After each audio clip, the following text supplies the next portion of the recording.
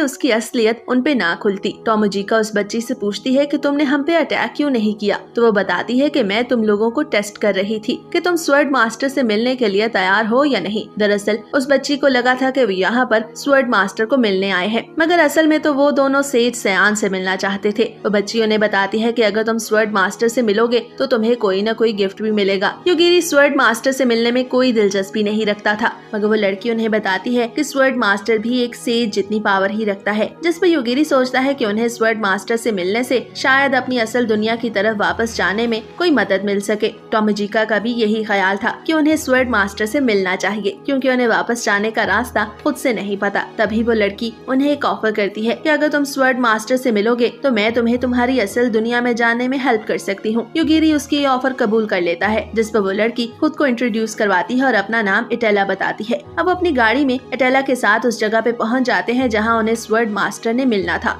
वहाँ पहुँचने पे उन्हें पता चलता है कि इधर तो पहले से ही बहुत से लोग मौजूद हैं। एटेला बताती है कि यहाँ पर जितने भी लोग हैं वो सभी स्वर्ड मैन हैं। हम लोग डिवाइन किंग के अगले नाइट को चुनने वाले हैं। तभी वहाँ पर स्वर्ड मास्टर आ जाता है। उन लोगों में से एक बंदा युगिरी से कहता है कि तुम गाड़ी से आए हो, इसलिए तुम डिस्क्वालीफाई होते हो, मगर स्वर्ड मास्टर युगिरी को बताता है कि ऐसा कुछ भी नहीं। जिसके बाद वो ट्रायल शुरू हो जाता है। स्वर्ड मास्टर सभी को कहता है कि मुकाबला शुरू करो और अगर 10 मिनट के अंदर अंदर तुम में से कोई भी ना जीत पाया तो मैं सबको फेल कर दूंगा। ये सुन के युगिरी कहता है कि मुझे फर्क नहीं पड़ता, क्या मैं यहाँ से जा सकता हूँ, मगर स्वर्ड मास्टर उसे कहीं नहीं जाने देता और बोलता है कि तुम्हें इन सभी लोगों से लड़ना होगा। अब वहाँ फाइट शुरू हो जाती है। सभी लोग वहाँ पर एक दूसरे को मारने लगते हैं। तभी युगिरी पर भी कुछ लोग हमला करने के लिए आगे आ जाते हैं, तो युगिरी अपनी ताकत को इस्तेमाल करके उन्हें मारने वाला होता है।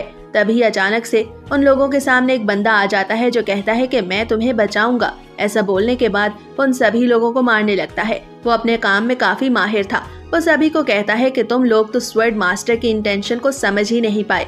ये एक ट्रायल है जिसमें देखा जाएगा कि नाइट ऑफ डिवाइन के तौर पर तुम सही एक्शन लेते हो या नहीं, लेकिन तुम लोग गलत एक्शन ले रहे हो। ये सुन के मोकोमो कहती है कि ये बंदा तो काफी स्किल्ड लग रहा है। तभी युगिरी देखता है कि जंगल में मौजूद कुछ लोग उसे जादू के जरिए मारना चाहते हैं, जिस पर वो अपनी एबिलिटी को इस्तेमाल करके उन्हीं लोगों को मार देता है। ये देख के वो बंदा हैरान हो जाता है और कहता है कि ये कैसे हुआ, जिस पर टोमोजिका अब जैसे तैसे करके उसे युगिरी के बारे में सभी कुछ बताने लगती है। लेकिन टोमोजिको की बात उसे बिल्कुल समझ नहीं आ रही थी और उसे लगता है कि ये सब कुछ स्वर्ड मास्टर ने किया है, क्योंकि उन्होंने देख ही लिया होगा कि ये सभी लोग गलत एक्शन लेने वाले थे।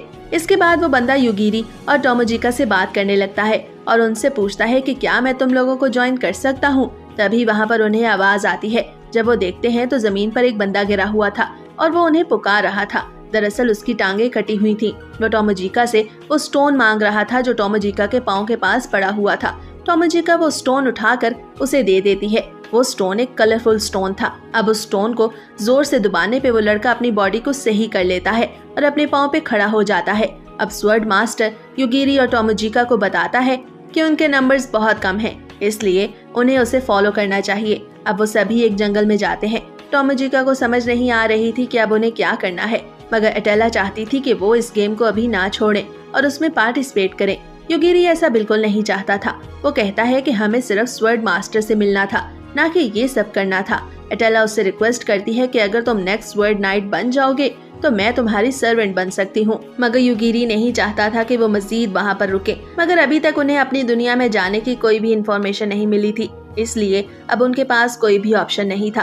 तो वो एटेला की बात मान लेते हैं। अब वो सभी जंगल में चलने लगते हैं। तभी वो लड़का जिसको स्टोन देखकर उन्होंने हेल्प की थी अपना नाम बताता है। उसका नाम लायनल था और वो लड़का जिसने युगिरी को हमले से बचाया था उसका नाम रिक था। लायनल उन्हें बताता है कि यहाँ पर वो अपनी दोस्त की वजह से आया है। दूसरी तरफ युगिरी रिक से डिवाइन किंग के बारे में पूछता है तो रिक उसे बताता है कि डिवाइन किंग वो बंदा था जिसने हजारों साल पहले ड्रैगन्स को अपने हाथों से सील कर दिया था, मगर अभी भी उन ड्रैगन्स को छुड़वाने के लिए उनके साथी जगह जगह फैले हुए हैं और कोशिश कर रहे हैं। दूसरी तरफ टोमोजिका लायनल से स्टोन के बारे में पूछती है तो लायनल उसे बताता है कि जब कुछ समय पहले उसकी किस्मत खराब चल रही थी तो उसको ये स्टोन अपॉलॉजी के तौर पे मिला था और इस स्टोन के जरिए वो अपनी बॉडी के किसी भी जख्मी हिस्से को आसानी से ठीक कर सकता है। अब ये सुनकर टोमोजिका का मुंह तो खुले का खुला ही रह जाता है। लायनल उसे मजीद बताता है कि जिस दिन उसकी बुरी किस्मत चल रही होती है तो उसे उस रात और अपॉलॉजी स्टोन्स मिलते हैं। वो अपना स्टोन हवा में फेंक के उसे एक फॉर्म में चेंज कर लेता है और बताता है कि मैं ऐसे किसी भी चीज से इसको बदल सकता हूँ। तभी वो सब नोटिस करते हैं कि सामने से कुछ स्टूडेंट्स गायब हो गए हैं, जिस पर एटेला उन्हें बताती है कि तुम्हें परेशान होने की जरूरत नहीं, दरअसल ये एक बैरियर है। अब अंदर जाने पर उन्हें एक बहुत बड़ी बिल्डिंग नजर आती है, जिस पर मोकोमो उन सबको वहाँ से आगे चलने को बोलती है, क्योंकि वहाँ पे उसे कुछ अजीब महसूस होता है, जिससे लायनल को उल्टी आने लगती है। टोमोजिका मोकोमो से पूछती है कि उसकी तबीयत खराब क्यों नहीं हो रही, जिस पर मोकोमो उसे बताती है कि तुम मेरी हिफाजत में हो, इसीलिए तुम्हारे साथ ये सब नहीं हो रहा। इसके बाद लायनल अपना स्टोन इस्तेमाल करके खुद को ठीक कर लेता है। तभी युगिरी को कुछ अजीब महसूस होता है और वह एटेला से बात करने के लिए जैसे ही मुड़ता है तो उसे पता चलता है कि एटेला उनके साथ नहीं है, क्योंकि वहाँ पर सिर्फ पार्टिसिपेंट्स को ही आने की इजाजत थी। दरअसल युगिरी चाहता था कि वो बिल्डिंग के अंदर जाएं, जिस पर अब वो सभी बिल्डिंग के अंदर जाते हैं। अब वो एक लिफ्ट का इस्तेमाल करके उस बिल्डिंग की छत पे चले जाते हैं। वहाँ पर स्वर्ड मास्टर उन्हें उस बिल्डिंग से नीचे देखने को बोलता है, जिस पर उन सबको एक बहुत बड़ा बॉल नजर आता है। स्वर्ड मास्टर उन्हें बताता है कि ये दुनिया का एंड है। अब गौर से देखने पे टोमोजिका को पता चलता है कि वहाँ पर वही मॉन्स्टर कैद है जो हजारों साल पहले होने वाली लड़ाई में डिवाइन किंग ने पकड़ लिया था। इसके अलावा भी वहाँ पर एक काले कपड़ों वाला आदमी और एक सफेद रंग के कपड़ों वाली औरत भी मौजूद थी। वो सभी वहाँ पर फ्रीज थे। टोमोजिका युगिरी को बताती है कि वहाँ मौजूद उस लड़की की स्वर्ड उन दोनों के जिस्म में घुसी हुई है। इसके बाद रिक बोलता है कि इनमें से एक डिवाइन किंग है और दूसरा वही मॉन्स्टर है जिसको डिवाइन किंग ने पकड़ा था। तभी स्वर्ड मास्टर बताता है कि वो ही इस बिल्डिंग और इस जगह की हिफाजत करता है। इसके बाद वहाँ पर एक लड़की आती है जिसका नाम फ्रेडरिका था, और ये वही लड़की थी जिसने लायनल को यहाँ बुलाया था। फ्रेडरिका का ख्याल था कि अगर वो उस बॉल में मौजूद डिवाइन किंग, उस लड़की और मॉन्स्टर को मार दें तो वो ये गेम जीत जाएगी। फ्रेडरिका स्वर्ड मास्टर से कहती है कि आज से आपको इस जगह की हिफाजत करने की कोई जरूरत नहीं, और साथ ही आग का एक बहुत बड़ा गोला बिल्डिंग से नीचे उस बॉल की तरफ फेंकती है, मगर उस बॉल पर उस आग के गोले का इतना सा भी असर नहीं होता। स्वर्ड मास्टर बताता है कि इस बॉल के अंदर वक्त बहुत आहिस्ता गुजर रहा है, इसीलिए तुम्हारे इस आग के गोले को उस बॉल के अंदर जाने में हजारों साल लग जाएंगे और उससे वहाँ मौजूद उस मॉन्स्टर को कुछ भी नहीं होगा। अब ये सब सुन के फ्रेडरिका हैरान हो जाती है। तभी वो ओल्ड मैन एक लड़की की तरफ इशारा करके सबको बताता है कि आगे क्या करना है वो सब ये लड़की बताएगी, जिस पर वो लड़की उन सबको उनका पहला टास्क बताती है। वो टास्क ये था कि उन्हें 24 घंटों के अंदर अंदर उस बिल्डिंग की छत से पहले फ्लोर तक जाना था, जिस पर एक दूसरी लड़की उससे पूछती है कि क्या वो जंप करके जा सकते हैं, जिस पर वो पहली लड़की उन्हें बताती है कि बिल्डिंग के अंदर से उन्हें 100 पॉइंट्स इकट्ठे करने होंगे। अब टोमोजिका और युगिरी नोटिस करते हैं कि पहले उन्होंने उस लड़की को नहीं देखा था और वहाँ और भी बहुत से नए पार्टिसिपेंट्स आ गए हैं। अब टोमोजिका युगिरी से पूछती है कि क्या वो इस मॉन्स्टर को नहीं मार सकता, जिस पर युगिरी कुछ परेशान दिखता है। टोमोजिका के पूछने पे वो उसे उसके कान में बताता है कि वो पहले ही उस मॉन्स्टर को गलती से मार चुका है। अब ये सुन के टोमोजिका हैरान हो जाती है। वो दोनों फैसला करते हैं कि वो सबसे नीचे वाले फ्लोर पे जाके वहाँ से भाग जाएंगे। उन्हें जाता देख के रिक और लायनल भी उनके पीछे आने लगते हैं, जिस पर फ्रेडरिका लायनल को रोक लेती है और उससे उसका स्टोन मांगने लगती है। लायनल उसे बताता है कि उसका स्टोन सिर्फ उसी पे काम करता है, जिसे सुन के फ्रेडरिका को गुस्सा आता है और वो स्टोन जमीन पे फेंक देती है। वो लायनल को भी बुरा कहती है। अब वो सभी जैसे ही बिल्डिंग में दाखिल होते हैं तो देखते हैं कि वहाँ पर तो बहुत से लोग मरे हुए हैं। दरअसल वहाँ पर हर तरफ अंदर आने वालों के लिए ट्रैप्स बिछाए हुए थे और उन ट्रैप्स से अगर कोई गलती से भी टकरा जाता तो इसका मतलब था कि उसकी मौत पक्की। ये देख के उन्हें कुछ सुकून भी आता है कि यहाँ मौजूद सभी ट्रैप्स इस्तेमाल हो चुके हैं, मगर एक ट्रैप पर लायनल गलती से पांव रख देता है, जिससे एक तीर आके उसकी बॉडी में घुस जाता है। अब लायनल को जख्मी देख के वो तीनों परेशान हो जाते हैं, मगर लायनल अपने स्टोन का इस्तेमाल करके अपनी बॉडी को ठीक कर लेता है, जिस पर टोमोजिका उसे मशवरा देती है कि तुम्हें इस स्टोन को अपने हाथ के साथ ही बांध लेना चाहिए, क्योंकि तुम्हारी तो किस्मत ही खराब है। लायनल को उसका ये मशवरा पसंद आता है और वो स्टोन को अपने हाथ के साथ बांध देता है। अब स्टोन को अपने हाथ पर बांधने से लायनल काफी निडर हो गया था और वो हर काम में आगे बढ़ रहा था। इसके बाद वो एक कमरे के सामने जाकर उसका दरवाजा खोलता है और अंदर चला जाता है, लेकिन दरवाजा बंद होने पे उसकी चीखें सुनाई देती हैं और ऐसा लगता है कि वो किसी को मार रहा है। रिक किसी तरह वो दरवाजा खोल के जैसे ही अंदर जाता है तो उसे वहाँ पर एक लड़की दिखाई देती है जिसका नाम टेरेस था। रिक जानता था कि वो पहले से ही एक नाइट है। टेरेस उसे बताती है कि उसने गलती से बहुत से लोगों की जान ले ली थी, जिसकी वजह से वो इस ट्रायल में हिस्सा लेके अपने पॉइंट्स को बढ़ाना चाहती है और अपनी पोजीशन वापस हासिल करना चाहती है। अब ये सब देख के रिक सभी लोगों को वहाँ से भागने को बोलता है, मगर टॉमजिका उन्हें बताती है कि इस कमरे में हर तरफ पतली पतली तारें लगी हुई हैं और यहाँ से बाहर नहीं जाया जा सकता। टेरेस टॉमजिका की ये एबिलिटी देख के उससे मुतासिर होती है, लेकिन उसे अफसोस भी था कि वो उसके ट्रैप से बच गए। अब रिक टॉमजिका और युगिरी को वहाँ से भागने को बोलता है और खुद टेरेस से लड़ने का फैसला करता है। ये देख के टेरेस उस पर अटैक करती है, मगर इन सभी को पता था कि टेरेस रिक से ज्यादा ताकतवर है। असल में ये गेम ज्यादा नहीं चलती और युगिरी टेरेस को मरने का ऑर्डर कर देता है, जिसपे टेरेस फौरन मर जाती है। इसके बाद उन्हें वहाँ पे लायनल का हाथ नजर आता है, जिस पर वो सभी उसकी बॉडी ढूंढने लगते हैं। थोड़ा ढूंढने पे उन्हें लायनल मिल जाता है। लायनल टॉमजिका से वही स्टोन मांगता है। सीन चेंज होता है और हम देखते हैं कि ग्रुप लीडर 98 फ्लोर पे पहुंच जाती है और ये चारों भी वहीं पे होते हैं। युगिरी सबको मशवरा देता है कि सबको यहाँ पे अलहदा हो जाना चाहिए, क्योंकि इस तरह उनकी जान को खतरा हो सकता है। अब रिक वहाँ से आगे चला जाता है, जबकि लायनल एक रूम में आराम के लिए चला जाता है और अपने क्रिस्टल्स का वेट करने लगता है। अब वो वक्त आ ही जाता है जब उसे स्टोन्स मिलने थे और इस बार उसे 10 नहीं बल्कि 100 स्टोन्स मिलते हैं और साथ में एक गिफ्ट भी था।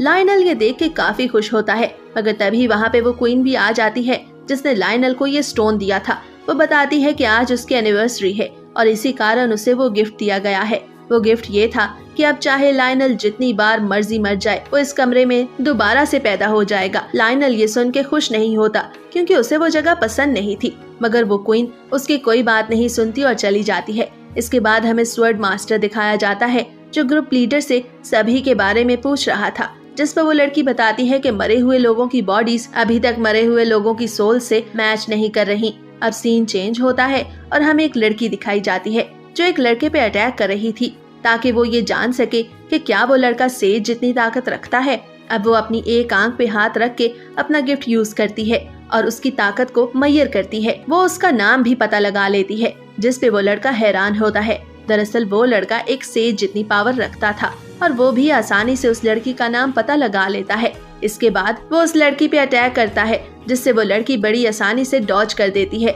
अब वो लड़का एक और अटैक करता है, मगर वो भी उस लड़की पे कोई असर नहीं करता। ये देख के वो लड़का काफी हैरान होता है। वो लड़की उसे बताती है कि अगर तुम गॉड के दिए हुए जादू को इस्तेमाल नहीं करोगे तो वो किस काम का, वो तुमसे वापस ले लिया जाएगा। जिसपे वो लड़की अपनी छोटी सी नाइफ निकालती है और उस लड़के का सर उसके जिस्म से उतार देती है। इसके बाद उसकी नाइफ उसे बताती है कि अब उसे टॉमजिका और युगिरी को मारने का मिशन पूरा करना है, क्योंकि उसका ये मिशन तो कंप्लीट हो गया था। ये सुन के उसे अच्छा नहीं लगता, क्योंकि अब वो आराम करना चाहती थी, मगर उसे तो अब एक और मिशन मिल गया था। इसके बाद वहाँ फैट्सू आ जाता है, जो उसे बताता है कि वो जंगल में मॉन्स्टर से खुद को बचा बचा के थक गया है, इसलिए वो उस लड़की का सर्वेंट बनना चाहता है। इसके बाद हम देखते हैं कि टॉमजिका और युगिरी जिस कमरे में सो रहे थे, वहाँ पर मोकोमो भी मौजूद थी। मोकोमो की आवाज देने पे टॉमजिका उठती है और ये देख के हैरान रह जाती है कि मोकोमो की आधी बॉडी दीवार के अंदर है। मोकोमो उसे बताती है कि सभी स्पिरिट्स को एक जगह पे इकट्ठा किया जा रहा है और इसी कारण उसकी बॉडी दीवार में फंस गई है, क्योंकि इस बिल्डिंग की दीवार मुझे अब्सॉर्ब करना चाहती है। युगिरी मोकोमो को बचाने की कोशिश करता है, मगर वो दीवार मोकोमो को अब्सॉर्ब कर लेती है, जिसपे वो अपनी दूसरी एबिलिटी का इस्तेमाल करके मोकोमो को किसी न किसी तरह बचा ही लेता है। लेकिन अब उनमें से किसी को भी समझ नहीं आ रहा था कि आखिर इस बिल्डिंग की दीवारें ऐसे अबनॉर्मल एक्ट क्यों कर रही हैं। टॉमजिका युगिरी से कहती है कि अब जो भी तुम्हारे सामने आएगा तुम उसे मार डालना, मगर युगिरी का कहना था कि उसकी कोशिश होती है कि वो कम से कम लोगों को मारे। टॉमजिका उसे कहती है कि मैं जानती हूँ कि अब तक तुमने मेरी जान बचाने के लिए ही उन सभी को मारा। ये सुन के युगिरी शर्मा जाता है और टॉमजिका से बात बदल के कुछ खाने के लिए लाने को बोलता है। अब हमें वो लड़की दोबारा दिखाई जाती है जिसके पास फैट्सू सर्वेंट बनने के लिए गया था। वो लड़की और फैट्सू अब एक ड्रैगन को देख रहे थे। दरअसल वो ड्रैगन उनके रास्ते में आ जाती है। तब फैट्सू उस लड़की को ड्रैगन से दूर रहने को बोलता है, क्योंकि फैट्सू को नहीं लगता था कि वो उस गोल्डन ड्रैगन को हरा सकती है। जिस पर वो लड़की बोलती है कि ये ड्रैगन उड़ नहीं सकती। ये कहते साथ ही वो ड्रैगन नीचे गिर जाती है। दरअसल वो लड़की फैट्सू को दिखाना चाहती थी कि वो जो कुछ भी बोलती है वैसा हो जाता है, बस उसे वो सब सच्चे दिल के साथ बोलना होता है। यानी वो किसी भी इवेंट को चेंज करने की एबिलिटी रखती है और यही उसका गिफ्ट था। लेकिन उसकी ये एबिलिटी उन टारगेट्स को फोकस नहीं करती जिनकी किस्मत अच्छी हो। तभी वो ड्रैगन दोबारा से उड़ के वहाँ ऊपर आती है और फैट्सू का बाजू खा जाती है, जिस पर वो लड़की सोचती है कि अब इस ड्रैगन को मर जाना चाहिए। जिस पर वो ड्रैगन मर जाती है। उस ड्रैगन की बॉडी से उसकी सोल बाहर आकर ड्रैगन की बॉडी की सारी इन्फॉर्मेशन लेके हवा में उड़ जाती है। तभी उस लड़की को हवा में वो टॉवर दिखता है और वो फैट्सू को अपने साथ लेकर वहाँ जाने लगती है ताकि वो युगिरी को ढूंढ सके। लेकिन फैट्सू तो युगिरी से दोबारा कभी नहीं मिल मिलना चाहता था, इसलिए वो रोने लगता है, लेकिन वो लड़की उसकी एक नहीं मानती और उसे अपने साथ ले जाती है। दूसरी तरफ युगिरी और टोमोजिका टावर से बाहर निकलने के लिए सभी ट्रैप्स को निकाल रहे थे ताकि वो आसानी से बाहर जा सके, मगर उसी समय उनके सामने एक शख्स आ जाता है और कहता है कि तुम इस तरह आसानी से इन सारे ट्रैप्स को पार करके बाहर नहीं जा सकते। मैंने इन्हें लगाते वक्त बहुत ज्यादा मेहनत की है। वो बताता है कि इस टावर के बाहर बॉल में मौजूद मॉन्स्टर को कैद करने के लिए ही इस टावर को बनाया गया था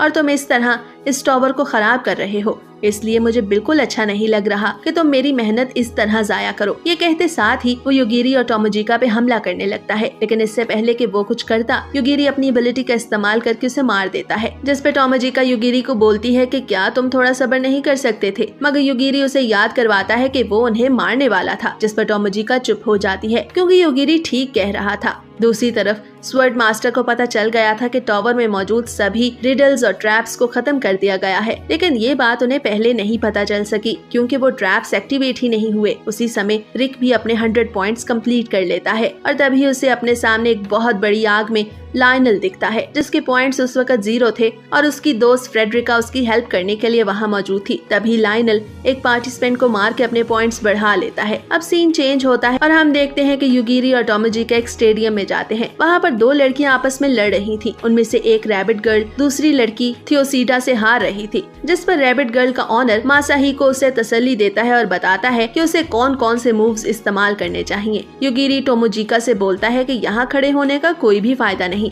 इसलिए हमें यहाँ से जाना चाहिए। यहाँ पे हमें पता चलता है कि बाहर जाने का दरवाजा तो मासाहिको के पीछे है और थियोसीडा हाफ डीमन है। वो बोलती है कि इससे पहले कि स्वर्ड मास्टर को मेरी असलियत के बारे में पता चले, मैं ये गेम जीत लेना चाहती हूँ। मगर इस सभी में युगिरी को कोई भी इंटरेस्ट नहीं था। वो मासाहिको को उन्हें रास्ता देने को बोलता है, लेकिन मासाहिको उन्हें रास्ता नहीं देता और कहता है कि तुम्हें भी इस लड़ाई में हिस्सा लेना चाहिए। दरअसल युगिरी और टोमोजिका के पास सिर्फ 6 पॉइंट्स थे। जब मासाहिको को ये पता चलता है तो वो युगिरी पे और ज्यादा जोर देता है कि वो उस लड़ाई में हिस्सा ले और अगर वो ये लड़ाई जीत गया तो वो उन्हें जाने का रास्ता दे देगा, लेकिन अगर युगिरी ये लड़ाई हार गया तो उसे टोमोजिका मासाहिको को देनी होगी और वो हाफ डीमन भी फिर उसके कब्जे में चली जाएगी। यानी इस तरह उसके पास टोटल 5 सर्वेंट्स हो जाएंगी। अब ये सब देख के युगिरी अपनी एबिलिटी का इस्तेमाल करने का सोचता है और वो ऐसा ही करता है। वो अपनी एबिलिटी इस्तेमाल करके उन तीनों लड़कियों को मार देता है, जिसका मतलब है कि युगिरी जीत गया था। अब वो वहाँ से जाने लगता है, लेकिन मासाहिको उसे जाने नहीं देता और उस पे हमला करने का सोचता है, जिस पे युगिरी दोबारा से अपनी ताकत का इस्तेमाल करके उसे भी मार देता है। तभी थियोसीडा उसे रुकने को बोलती है। वो उससे पूछती है कि क्या इन सभी को उसने मारा है। युगिरी के हाँ कहने पे वो युगिरी से खुद के लिए भी मदद मांगती है, मगर युगिरी नहीं जानता था कि उसे क्या करना चाहिए, जिस पर टोमोजिका युगिरी से कहती है कि कम से कम उसकी बात तो सुन लो। अब वो क्या बात थी